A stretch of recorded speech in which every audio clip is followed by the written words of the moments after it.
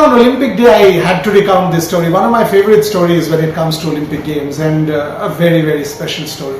Michael Johnson, one of the greatest ever athletes and now one of the greatest commentators as well, and his gold shoes in Atlanta. Michael Johnson and the golden shoes, man.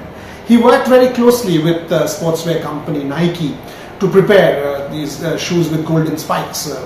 Do they contain real gold?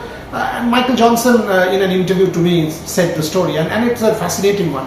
When they first approached Michael Johnson, they basically approached him to say they wanted to work on a customized pair of shoes for the man. Something that will be transparent, something where you could look your own face, and it had never been done before in the world. Latest technology, something that was very special that Michael Johnson would wear in his home Olympics, the Atlanta Olympics. And Johnson consented, and Nike put in their very best people, creative people, into working on the pair of shoes, and they did.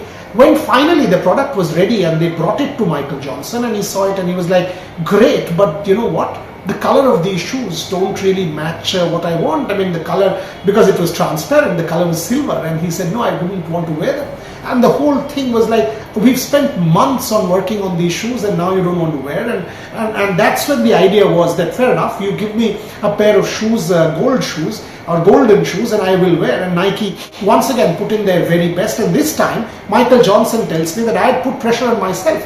I was there in Atlanta, my home games, and I had told the makers that give me a pair of golden shoes. So if I lost wearing a pair of golden shoes, where does it leave me?